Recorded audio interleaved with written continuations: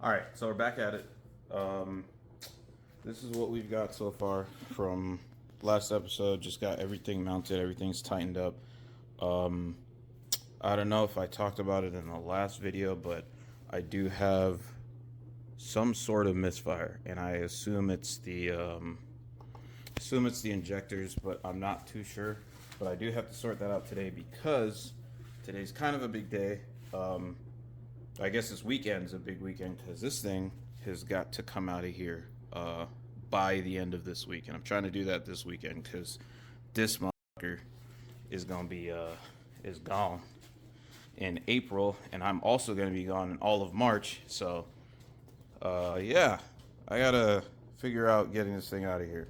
All right, so here's the update. I think we're good. I think she's pretty much ready to drop down on the ground and come home. Got it to idle, got it up to temp.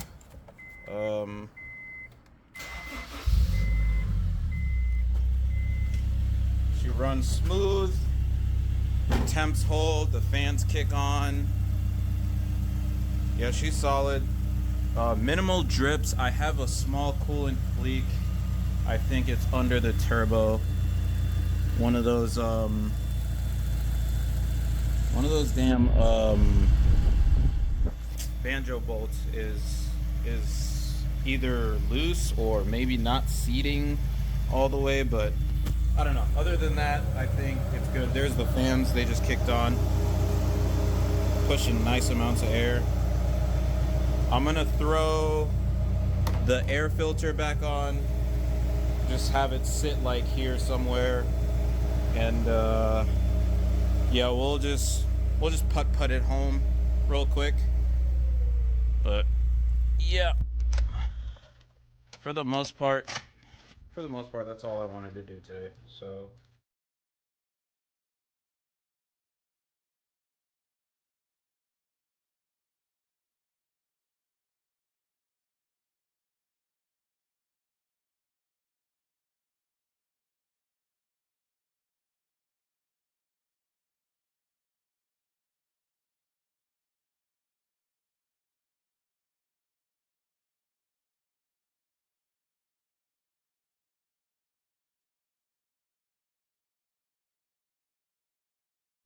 all right, so the bumper is halfway on. The hood actually closed. I could probably close it, but I don't want to like squish anything, so I'm just gonna leave it kind of propped up like this. I think I'm gonna try and figure out how to fit everything. This is most of what needs to go. Try and figure out how to fit everything in there. But for the most part, she is war ready. All right, y'all. It's the next day. Coming back to grab the car. I don't know if you can tell, but it is very moist outside.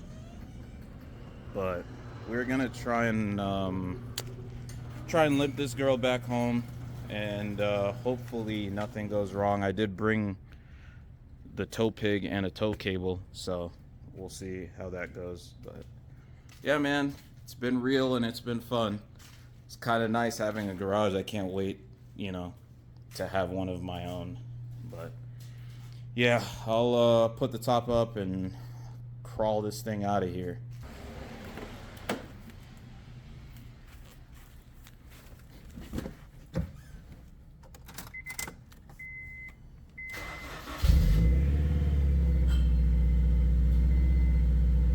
I didn't like that sound.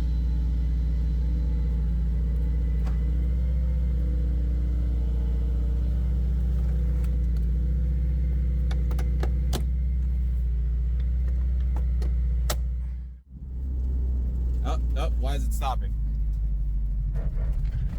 Oh no, don't do that.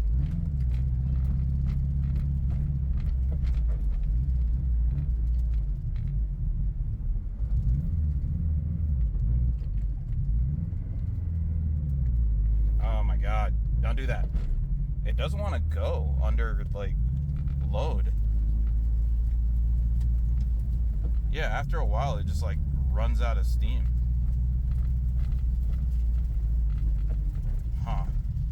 I know I connected everything properly, and it goes. It just doesn't want to.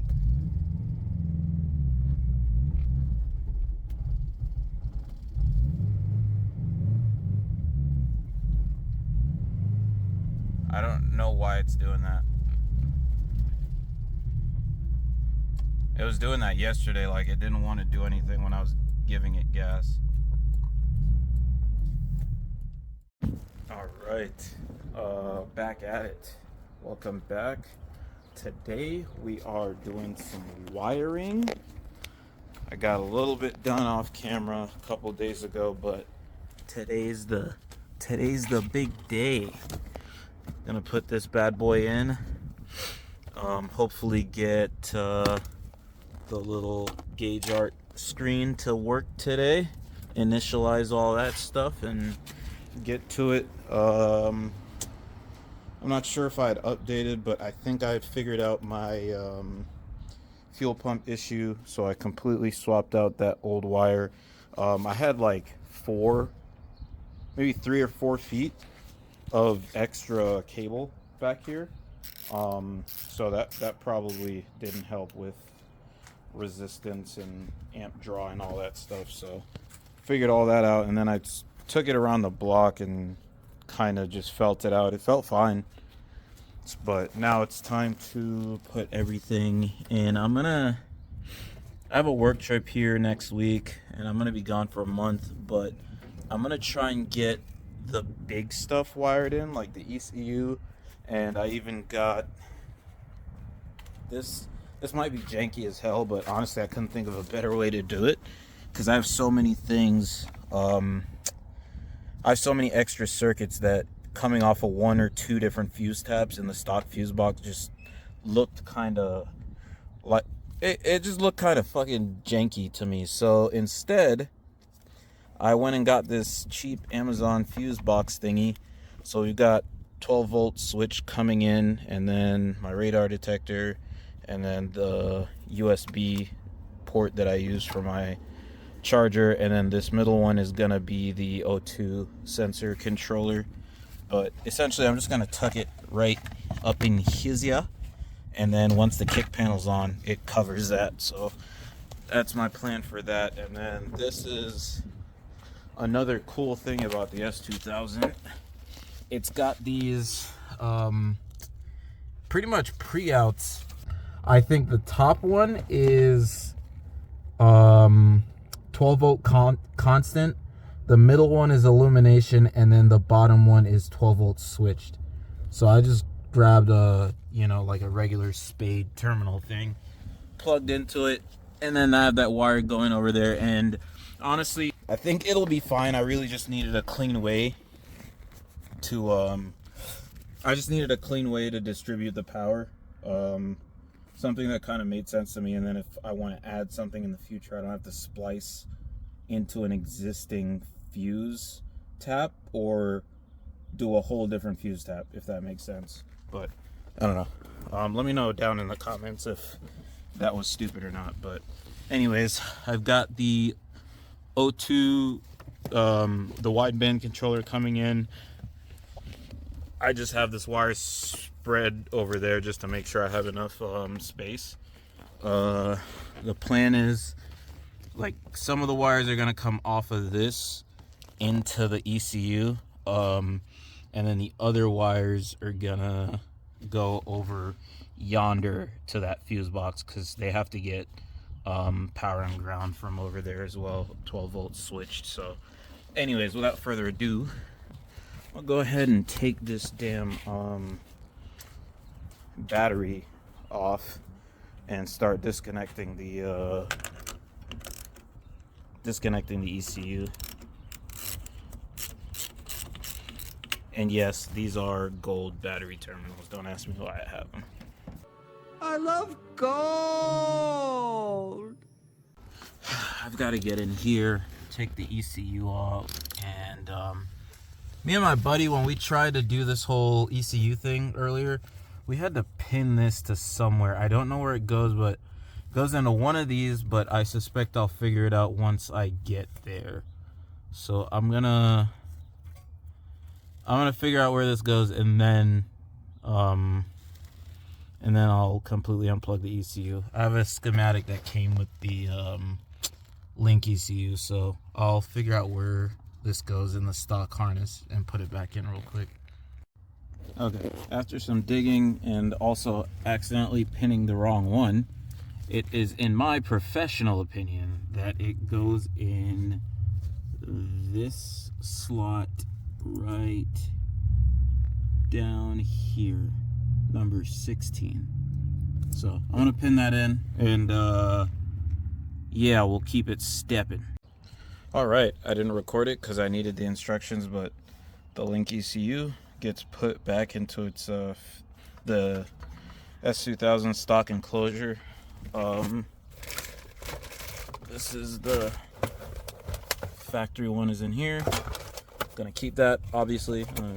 Stupid, I'm not gonna throw it away or anything, but yeah, I'm basically following the instructions verbatim. I know, like, a lot of it is common sense stuff, but I just want to make sure I don't miss anything. So I'm gonna mount this in. The top cover can't go on, obviously, because the wires come straight out of the front, and I don't want to modify that cover. So I'm just gonna put it in like this, and then the plan is we're just gonna run all of this loosely with all this wiring, and once the car is fully tuned and everything is dialed in, at that point then I will clean up the wiring and figure everything else out from there. But gonna connect the USB cable, route it over there, and then we're gonna see if we can do the startup calibration and load the startup map. So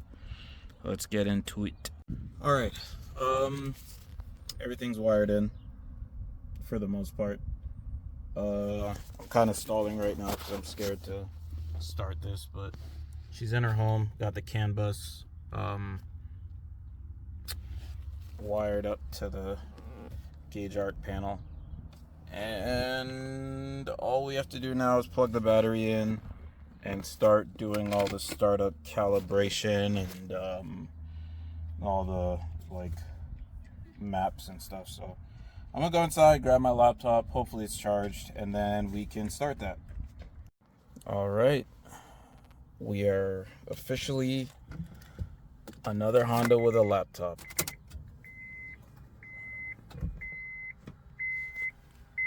Oh, that's so cool!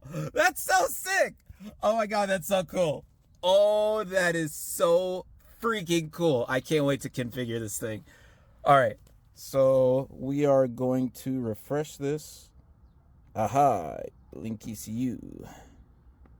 Click that. Okay.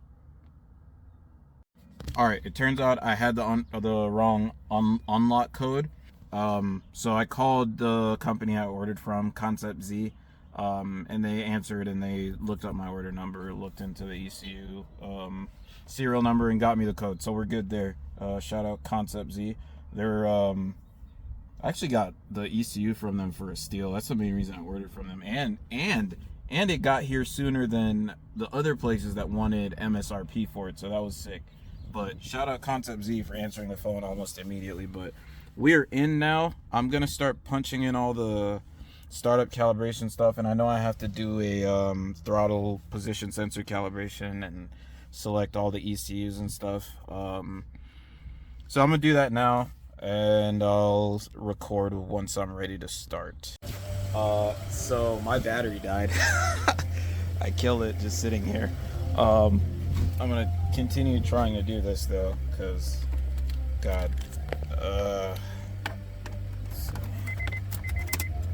Hey, look, gauges are back. So I'm just gonna leave that connected for a while. Yeah, back to it. All right, I have the Cayenne acting like a trickle charger. I'm gonna go ahead and try and start it. There's a lot of this, like, calibration stuff that I don't know. Like, I did the TPS calibration, and I did the what's the other one? Map sensor calibration, and yeah, that's as much as I really understand. So I'm gonna go ahead and try and start it. Oh. What the fuck? That just started. Oh, there's no cold start for some reason, but...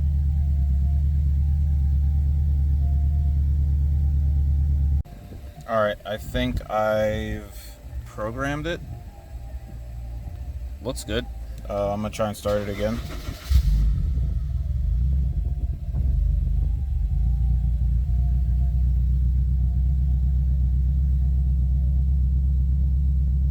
I don't know why that won't change, but whatever.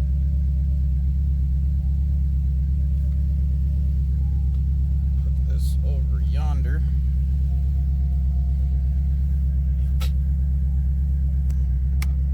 I should probably take this.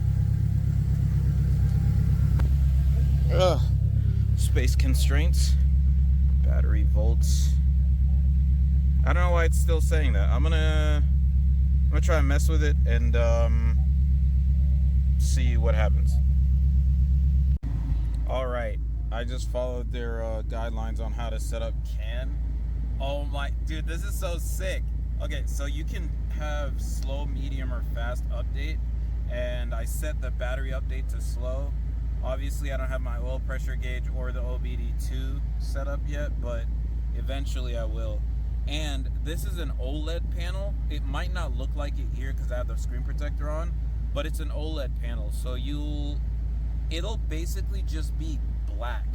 Like, all of the pixels that are off will just be black, and it'll look super vibrant, and you won't have like that weird backlit display looking thing. This is pretty awesome, I'm not gonna lie. I can't wait to tweak around and like mess with it. And you got the illumination cable here, so that when you let me turn this down. When you obviously turn the headlights on, everything will dim. So, but yeah, you can see it in real time. I turn my headlights on, and yeah, battery voltage dips. But yeah, that's super cool. Also, this thing's been idling on the ECU for a while now. Still doesn't want to hold idle after revving it, but anyways, it idles on the ECU. Can't ask for much more than that. I'm glad I could figure that out before I leave for this trip. I want to clean up all this stuff and figure out. Actually, I'm not gonna figure out anything today. I think I'm done for the day. It's starting to get really cold. I just wanted to do this today because it's 50 degrees out, and that sounds pretty cold to some people, but for Idaho in the middle of February, it's kind of nice. So I just wanted to take advantage of, you know, the beautiful day, you know?